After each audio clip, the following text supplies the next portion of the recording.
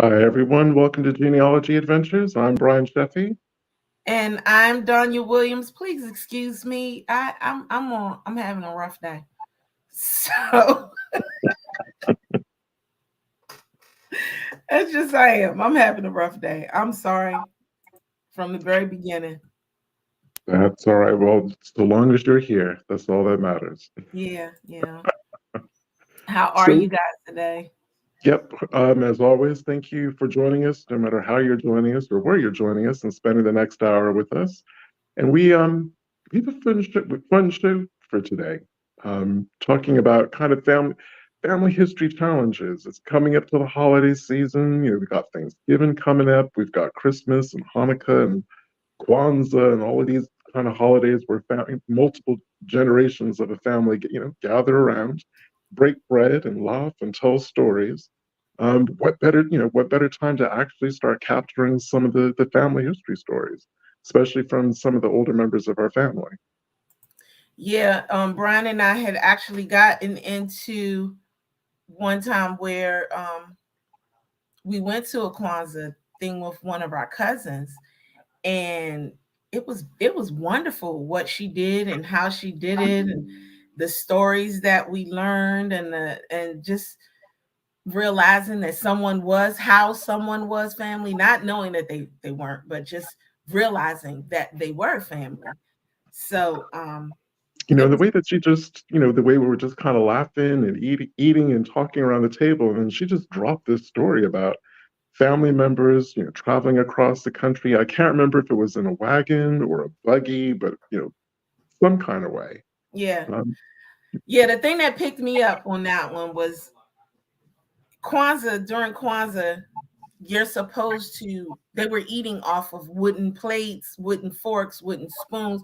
So she really um redid that. She rehashed that type of memory by getting these beautiful wooden plates and beautiful wooden forks and spoons, and we used them.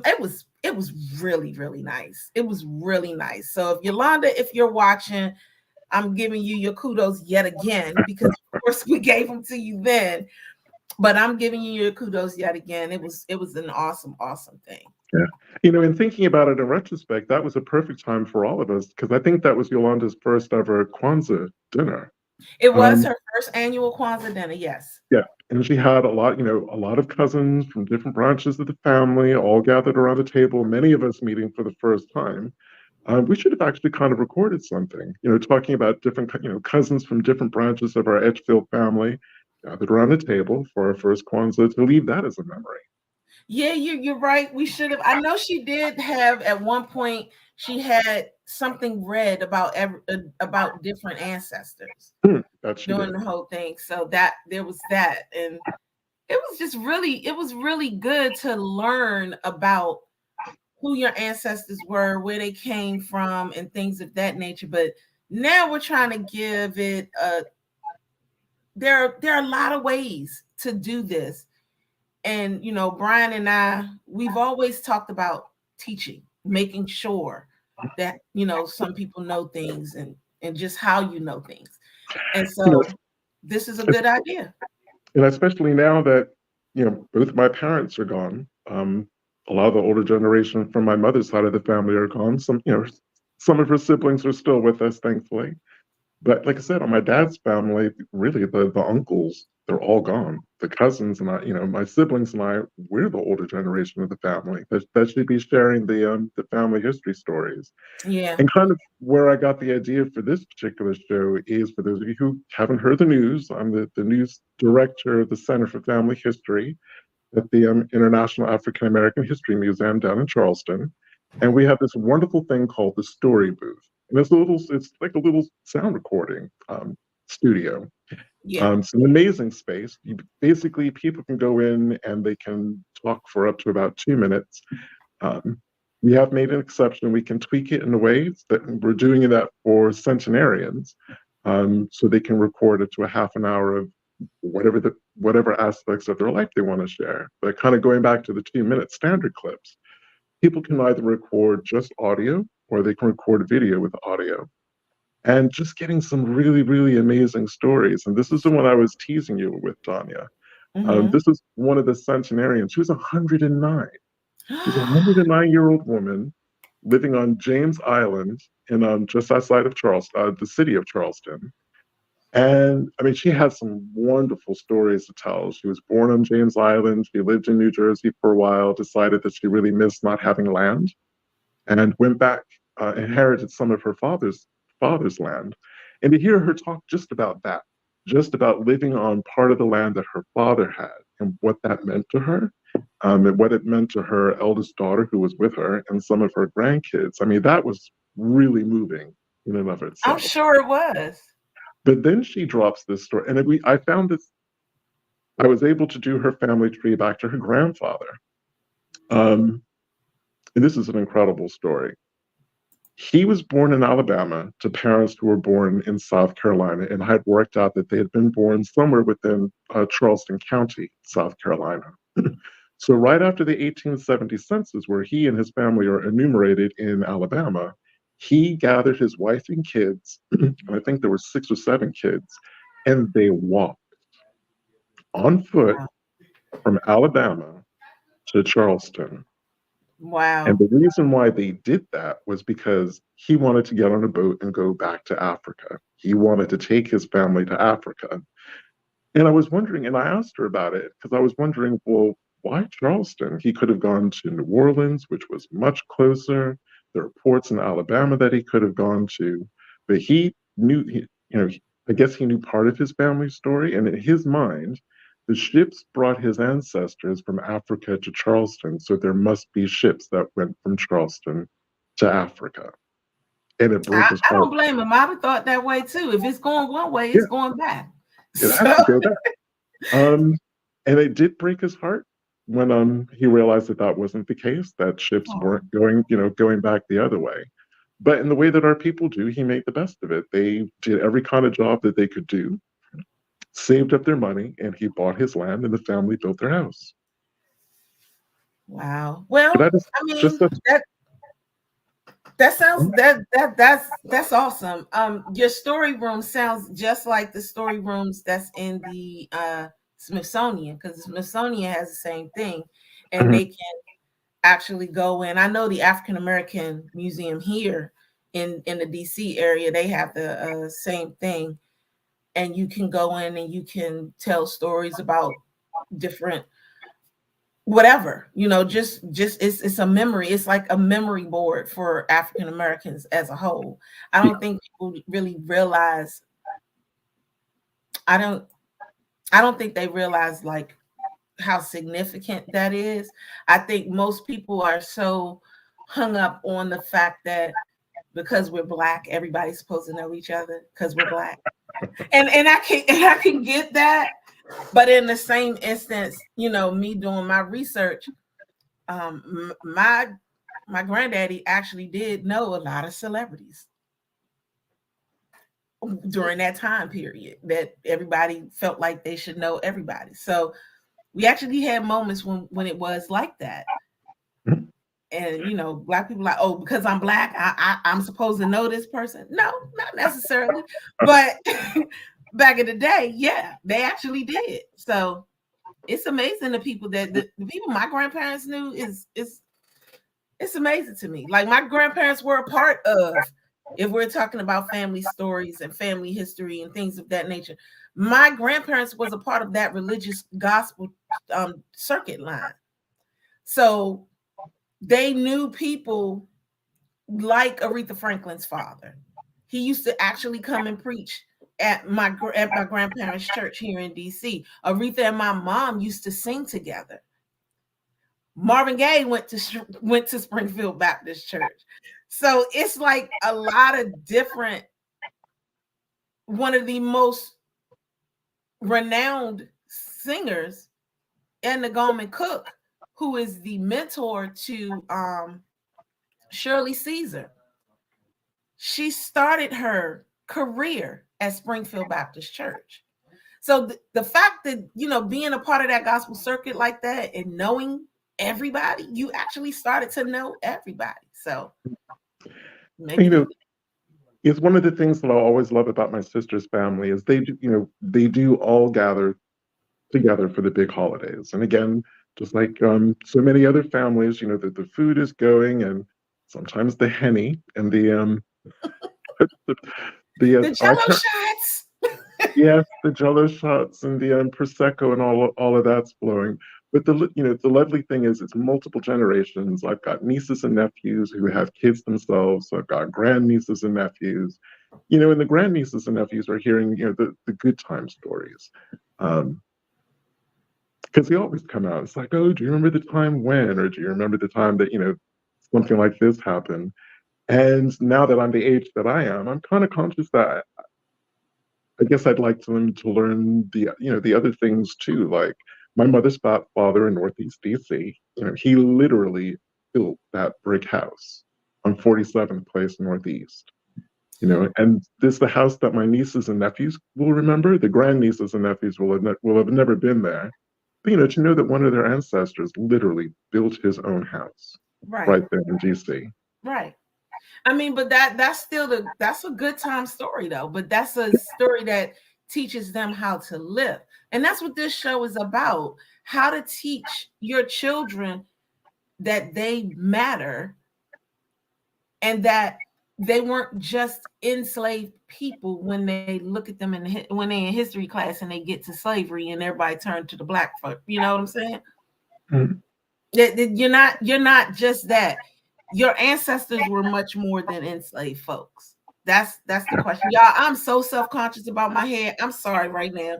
I'm not even gonna lie, but I'm not having a good hair day. I'm like ready to put my hood on like this. But yeah, that's one of the things that we hope that this can help with. Mhm. Well, thinking about my Matthews grandparents, sorry, my mother's parents, the Turners and the Matthews, but the Matthews in particular coming out of Edgefield, those people knew how to throw a party. And, this is taking me back to like when I was a kid in the 70s and a teenager in the 80s.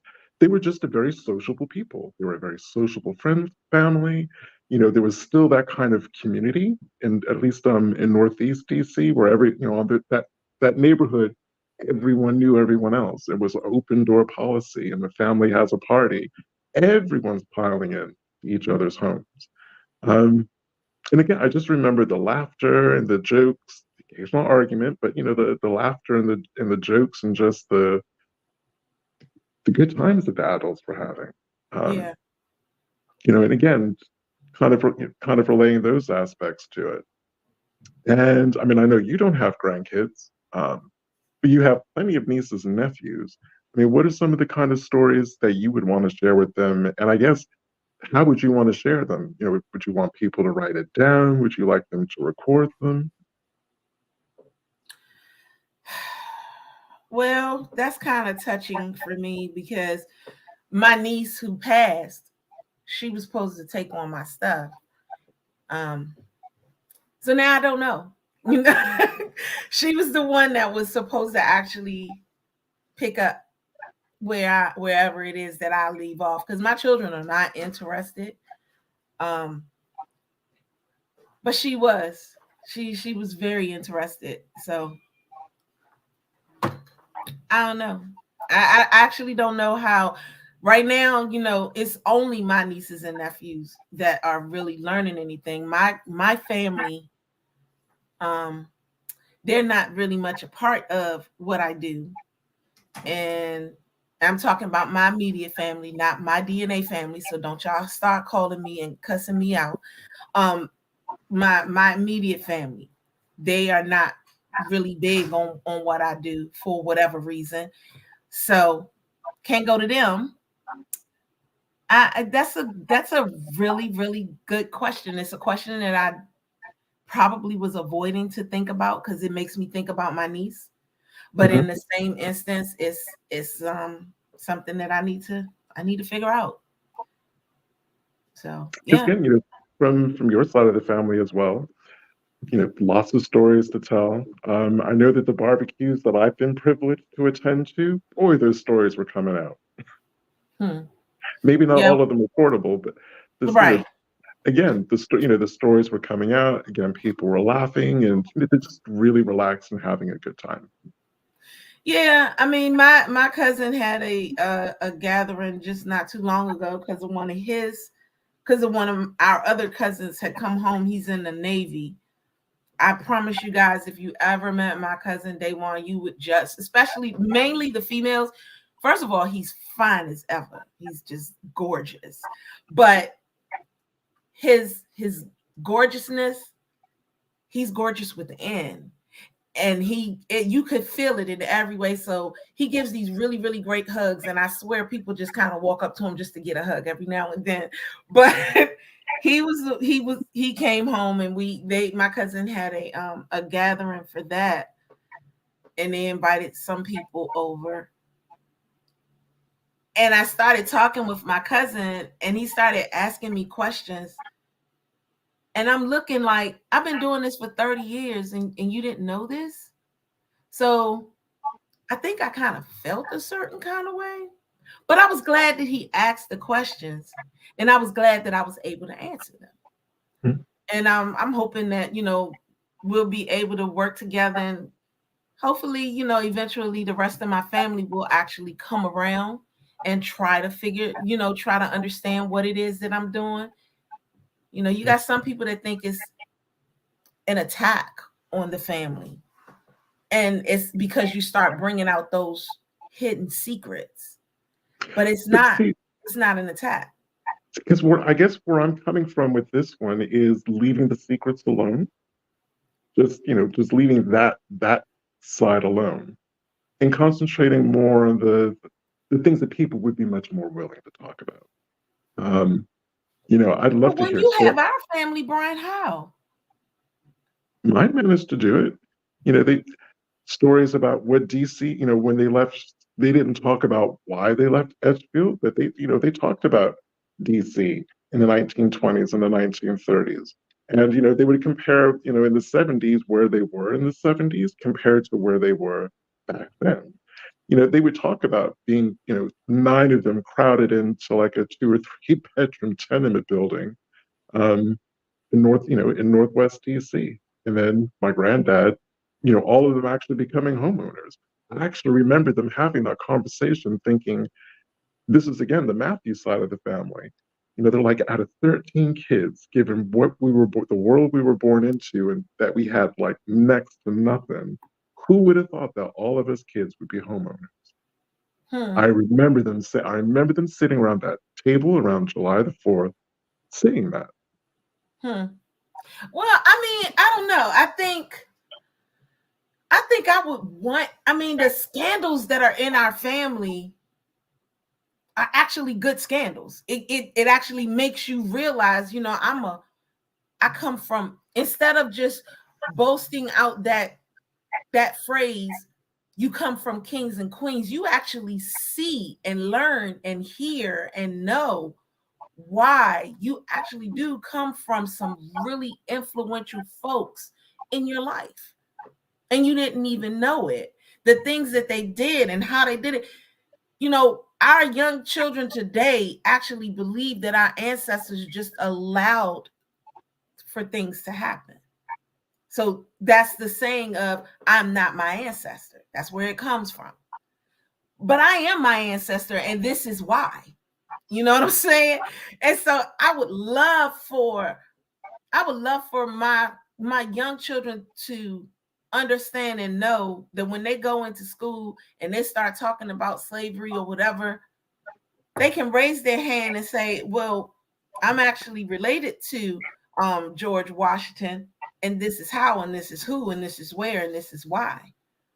So I'm gonna need y'all to stop turning your heads and looking at me like that was the only thing that I did. Or for example, the young man that was painted in the black guy that was painted that was in the picture with the other 3 children.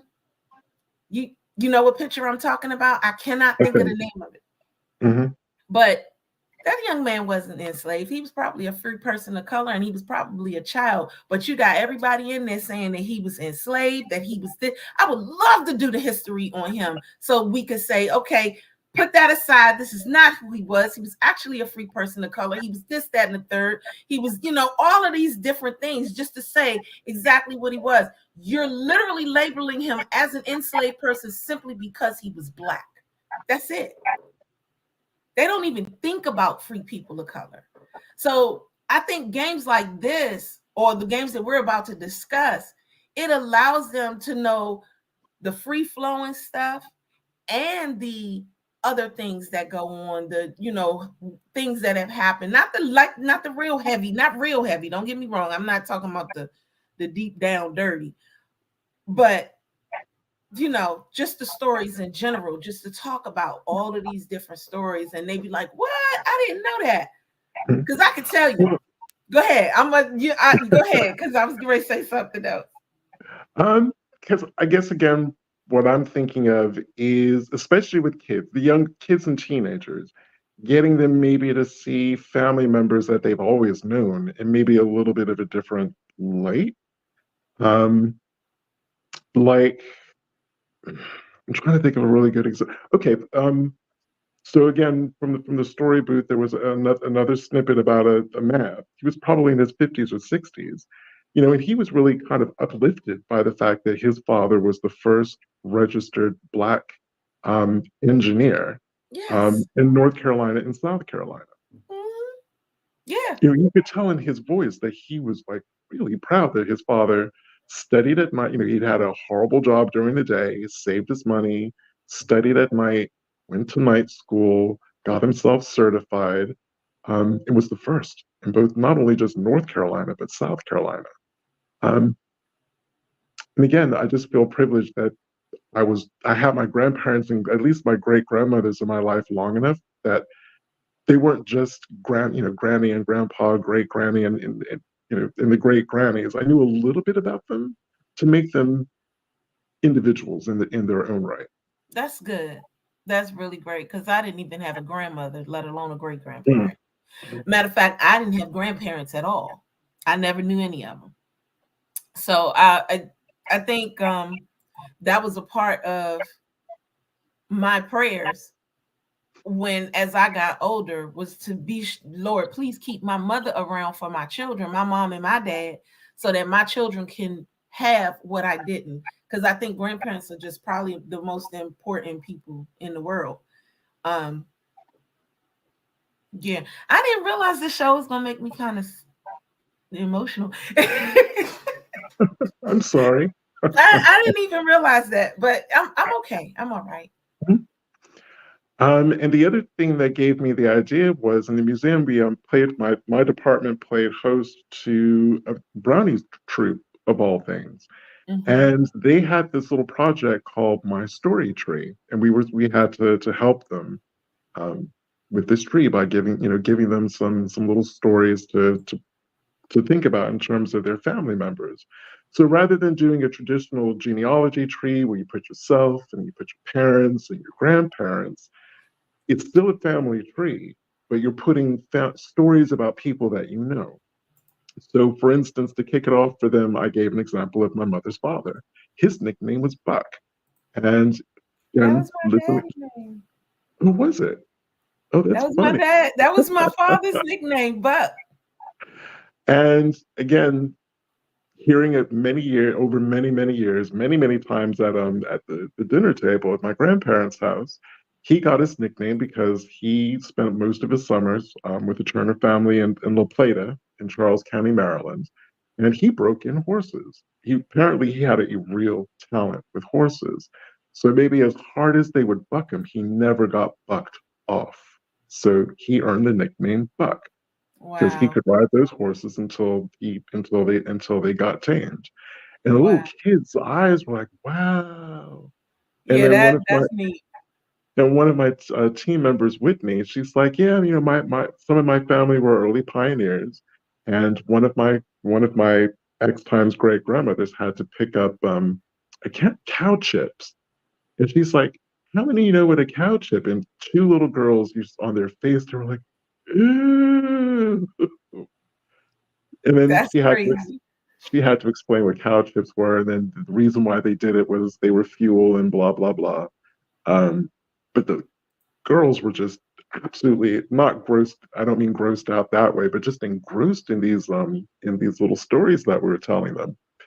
And the really cool thing was seeing them looking at their parents going, well, what's your, hearing them go things like, what's your story? Or what's your favorite thing to do? What's your favorite color? What's your favorite food?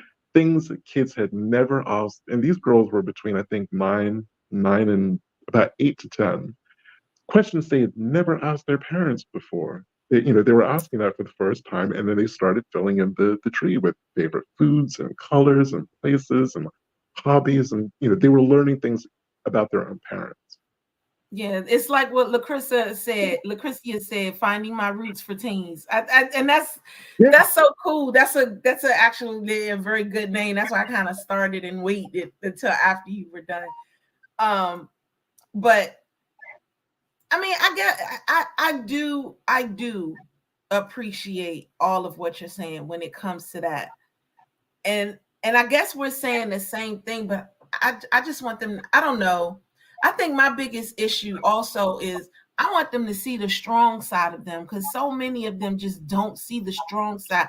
They think of slave and that's it. They I think you know. you're you're coming at it from a Black empowerment perspective, and I agree. I'm I guess where I'm coming from is making things age appropriate. Even with my 12-year-old grandniece, we're only just starting on what slavery was, because she's got the mental capacity to understand what freedom is and what not being free is. And I remember explain her mother and I were, it's like, well, when mommy and daddy put you in timeout and you had to stay in timeout and you couldn't leave timeout because you would be really, really in trouble if you did. It's like, imagine if you were in timeout for the entirety of your life, from birth to death. Mm. That was slavery. And but she's old enough to get it. Now, her younger sister and definitely her baby brother, they just can't conceptualize that. Yeah. Mm. I wanted to ask Deborah Abernathy Smith, where did she send the email? I'm going to put up our email address, because for whatever reason, people are not necessarily receiving our email addresses as to where you can send it. I did see that there was some that was popping up on our Instagram. So me and Brian will talk about the messaging from that, but I don't think that they were those kind of messages. So I'll definitely put our email address up so you guys can get it. Give us time, because we do have certain things that are going on. But yes, to answer your question, Deborah, we are still doing genealogy for others as well as for ourselves.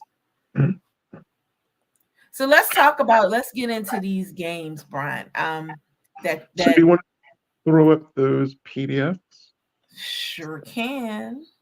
And I posted a link to what Dawn is about to show you on screen. I've actually posted the download for these. It's called My Story Tree. It's what I was talking about when I was talking about the brownie tree.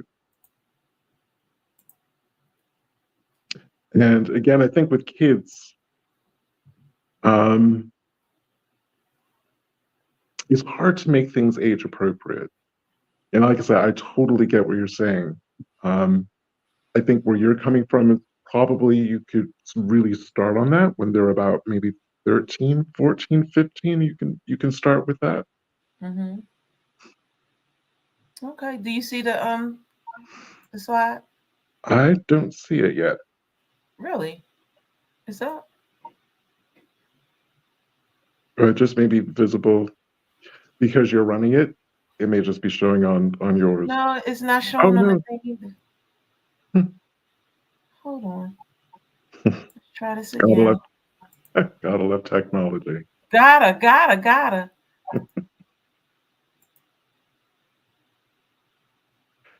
So getting a couple of comments, people, Maria saying, basically, I love those probably ideas.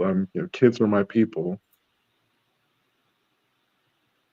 And yes, Deborah, I hope you enjoyed our interview on the Jill Scott podcast. Who? Deborah Abernathy. Deborah Abernathy Smith said she heard us on the Jill Scott podcast. Oh my God! When I tell y'all that was probably one of my best, I was, oh my goodness gracious, that thing was something. There it is. There Didn't show we up go. last time. I had to move it. So okay, this is you, Brian. Start talking. Okay. So you can probably scroll down to the first tree image. So the wonderful thing about this, it was developed by a Brownie troop in, I believe, Charleston, South Carolina, and instructions on what to do really, really clear. As I said before, it's not a family tree where you're putting names and dates, dates of birth and death. I'm going to be really honest. Kids would probably find that a little bit boring. I think what made this so successful was the fact that they started talking to the older generation, and they were already planning on questions they were going to ask their grandparents for those who had them. I'm going to ask Granny what her favorite whatever it was. So in this first image, you see an example tree, just so you can get an idea of how a child would actually fill this in. So there's lots of examples. I think there's a parent in there. There's cousins. There are uncles. And if you scroll down to the second one, and this is free, by the way, this isn't hiding behind a paid firewall. And this is just the blank, same thing, but completely blank. The child starts with themselves. They say a little something about themselves, and then they start filling in who they want to. Could be a sibling, could be a cousin, an uncle, an auntie, parents, grandparents. So it doesn't have to be in the order of who your parents are. It's just Nope. whoever you want to put in. Whoever's going to put in, they just put their name and then something about them. Could be their favorite food, could be their favorite color, could be, grandpa always loses his reading glasses, anything like that. Okay, so now I see what you mean. Yeah, I'm more on the age appropriate. The age appropriate. I get it. So again, this geared towards a much, much younger age group. Mm-hmm. Well, getting the younger kids involved and getting them excited about it is a good thing. And this probably is the best way to get them excited about it. So I can see that. That's good. Now the games that I found are not for the younger. Well, I'm not gonna say that. I'm not gonna say that they're not for the younger kids, but I think they're really for, I don't know. You guys tell me what you think. So a lot of these games that I found was more for let me stop sharing the screen. It was like here's one. Hold on. Move.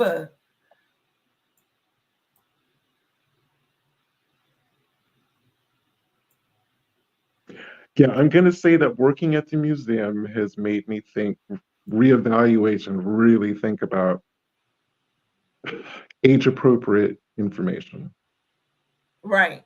So there's a game called Hot Seat, and I can't pull it up. It's not. I don't know what's going on, so I'm sorry.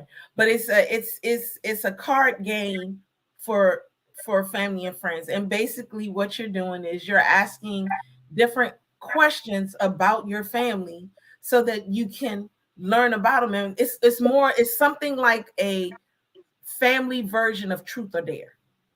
Okay. So that's a little older. That's like a little older crowd, but still, you can give certain information and you learning about your mom or your dad, or still going on the same line of the what's your favorite color, what's your favorite food type thing, but just expand it a little. Like this can have 10 players, and the ages is literally from kid like 9 on up. So it's age appropriate. And and again, hopefully getting past the usual stories of, you kids don't realize how easy you have it. When I was your age, I had to walk 5 miles to school. I had to walk 5 miles back. Well, those stories to me are fun to hear, but I think you have to do them in a certain kind of way. You know what I'm saying? Like Yeah. if you're joking when you're saying it, but still being honest, like I'm laughing with you, but I swear I'm telling you the truth, type thing. Yeah. Like that's what we went through with my aunt, with one of my aunts, and she just told this. I can't tell you guys the story, but I can tell you that at the end of the story, everybody around the table was like, Oh, I you know know, the story. Yeah, no, you. you know. I'm sorry, I can't tell y'all the story. I just can't. But when I tell you my aunt did that, we were what? You know, just like what? My mother has told me things because I do ask her questions. And I've heard things from my mother, and I'm looking at her like, who are you? You know, you be like, who are you? What is this what? And I think I love stories like that because you start to see, oh, this person is not a slouch. Like it's no way in the world that I come from a weak person at all. Be like, what? Who was, so those are the things that Mhm. those Yeah. stories Well, right there, they get me every time. we tend to hear those kind of stories when we are adults ourselves. Right. Now those are the adult stories. I will say Yes. that. Yes, those are the adult stories. That make you think, I thought I knew you, but you just dropped a puzzle piece that I did What? not see coming. My mom is 84 years old, years young, and she is still dropping bombs on me. And I swear, I think I know, and I don't. She is, and I just don't. But then there's another game. So that's the hot seat game. And everybody's heard of Never Have I Ever. Mm-hmm. Well, this is a precious memory version. All these games that I'm talking about can be found on Amazon. So, but Never Have I Ever is also one of those types of games where you are asking a question about something and you have to figure it out, who did it, why they did it, different things like that.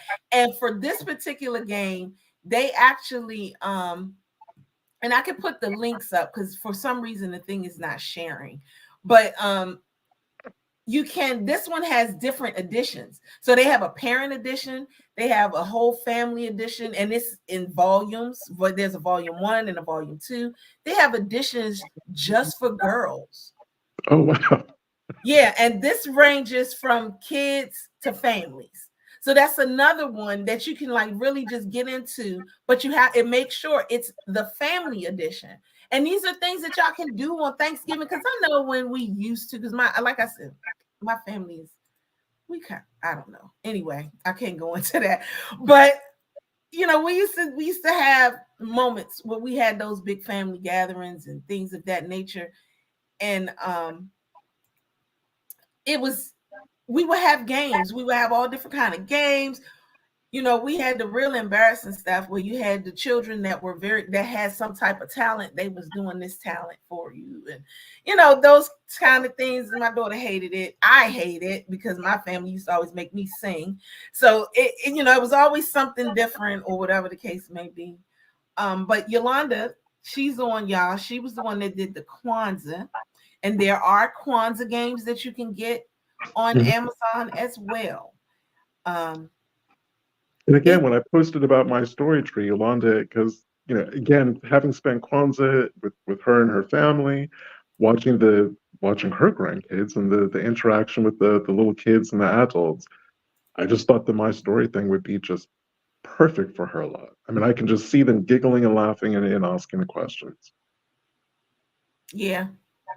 Yeah, I agree. I definitely agree. So I'm going to put the link to the PDF. I'm going to put the link. I really am thinking about this Never Have I Ever.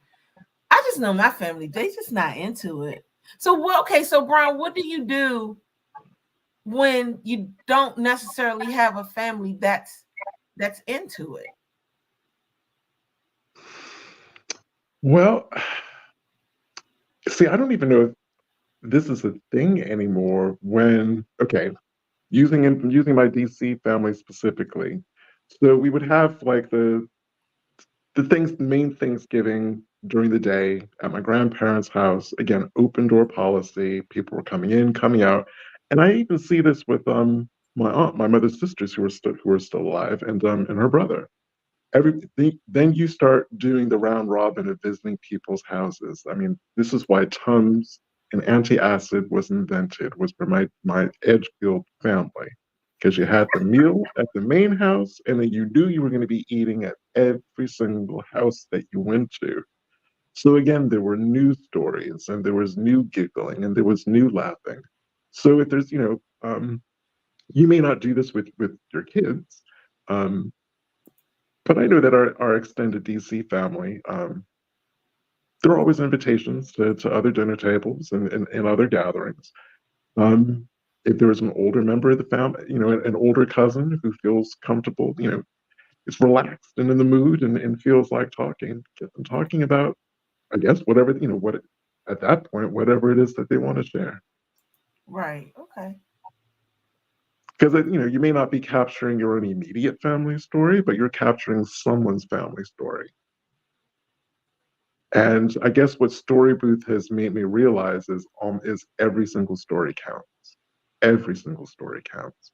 I have we have over 1,000 of them. I've only listened to, unfortunately, until me, no one's actually listened to them. I've probably listened to about a good 200 of them now, and I've come to that conclusion. Every single story matters. Even if someone's saying, I wish I knew more about my family, I know nothing about my family, and there's no one alive that I can ask. Those are the ones that kind of really pull on the heartstrings. And again, that's what makes me realize every story counts. Doesn't have to be someone did something big or amazing or some huge achievement. Could just be that they got up every morning, put their boots on, fastened up their belt, and they went out into the world and did what they had to do. Another game that I know about that I actually learned about from my heritage was the card memory game. This is when you use pictures. Mm-hmm. And you guys remember concentration. You put out all the 52 cards Mm-hmm. and you flip it over and you match the king with the king and the jack with the jack, do that. Well, you do the same thing, but you have pictures. So you have two sets of pictures of me, two sets of pictures of you, two sets of pictures, and the goal is to match all of the faces. Or you can do it a different way, because I heard about, even though I saw the picture one through my heritage, someone tried to do a twist with it. And instead of matching picture to face, you're matching face to name. So one card had my picture on it, the other card had my name on it. So you were looking at, you found Danya. Now you have to find Danya's name. And some people didn't know the names. So you have that it's a memory game to learn who your family is. I thought that one was awesome, because not only were you getting the face of the person, but you were getting the name of the person, and it was making you remember it. Because I don't know about y'all, that game helped my memory a lot when I was a kid. Yes, It just did. Oh, I love this phrase. Sandra Abrams, she's like, when I was talking about you go from house to house to house, my mom used to call them popcorn calls because you pop in and you pop out. Yeah, I see it. I just put it up. I mean, we just got to get back to that. And I think that things like this really kind of help our children know who we are as well. It's just so much is lost right now, and the way this world is, it's crazy. But yeah, do you guys and our audience, do you guys have any game ideas? Yolanda, I know you typing something. I can feel it. I already hear it. I hear the tick, tick, tick going right now. So, but you put that in, guys.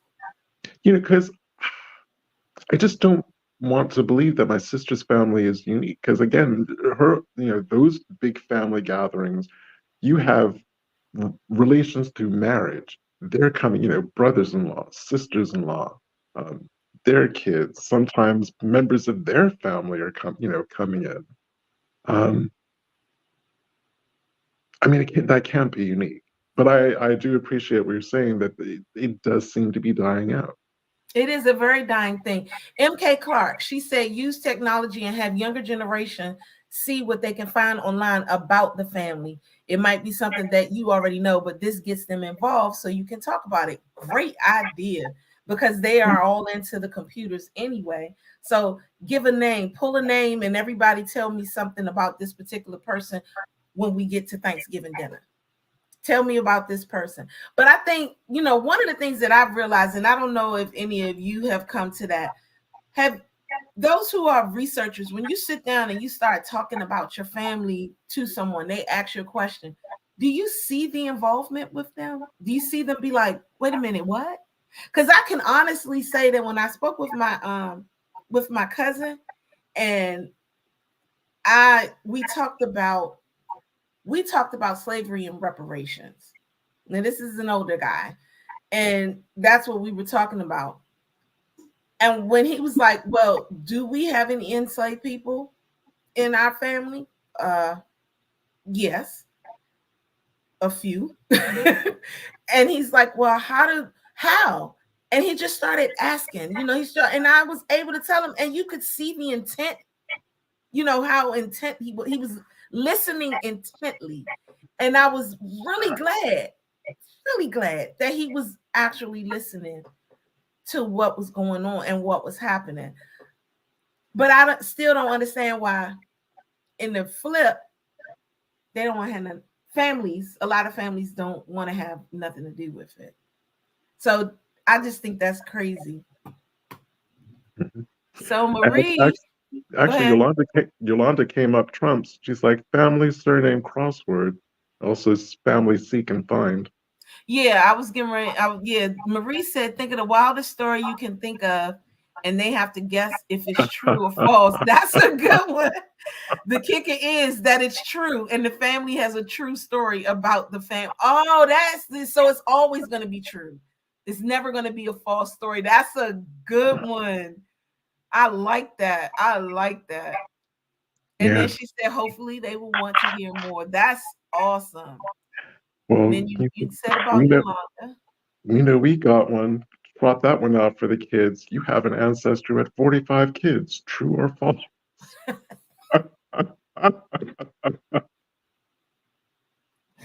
I swear. That's Oh. weird. I could actually say that to my family and they wouldn't even know. It's so sad.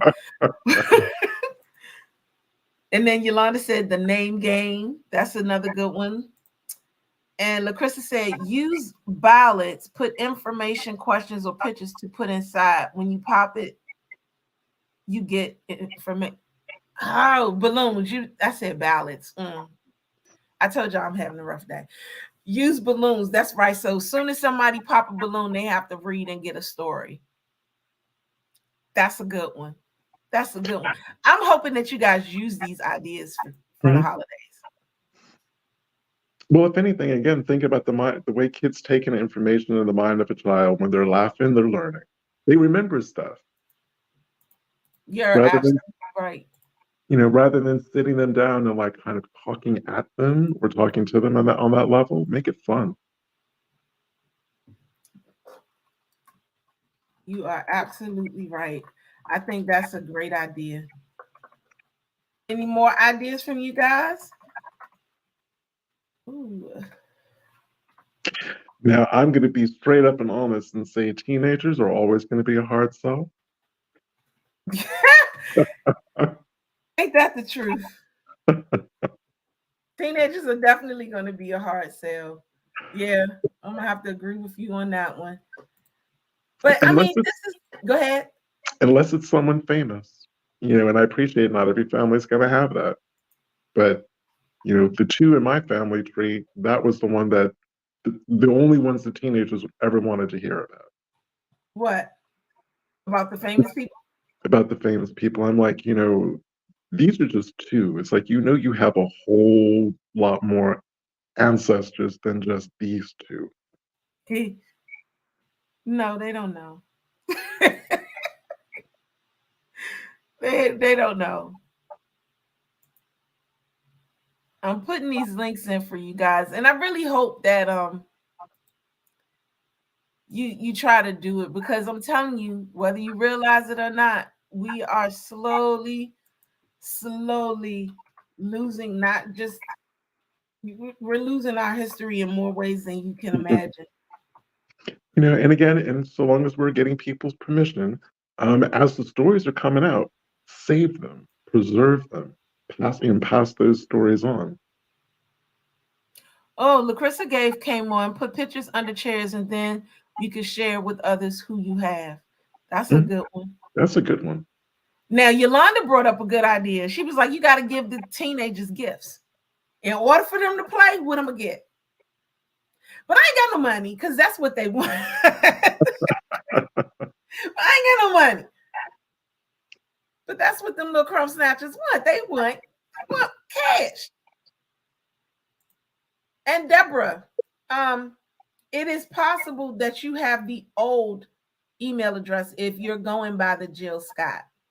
E360 has changed, so that it no longer ends with gmail.com. It's now, it's no longer ending with E360 TV. It's E360 TV Live, and that could be why you didn't get us.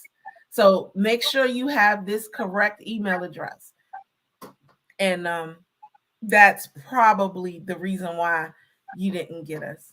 So I mean, but I posted some of them. I posted the family tree that Brian was talking about in here.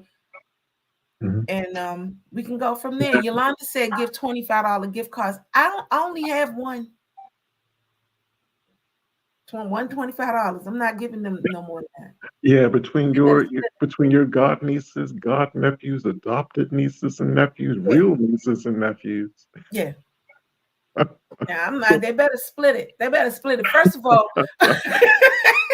that's a lot of young people. Yeah. I was watching and I'm being silly, y'all. I'm not split it, but I'm being silly, but I'm being serious. Because I was watching a video from this guy. He's an Instagram influencer or whatever, and he talks about his daughter. And I swear to God, as he's funny as I don't know what. Some people, I think his Instagram is like Kevin Udi or something like that. And he was talking about how his daughter said, "I got a tooth out," and he was like, "Oh, okay." She said, "I wonder how much the tooth fairy gonna give me for it."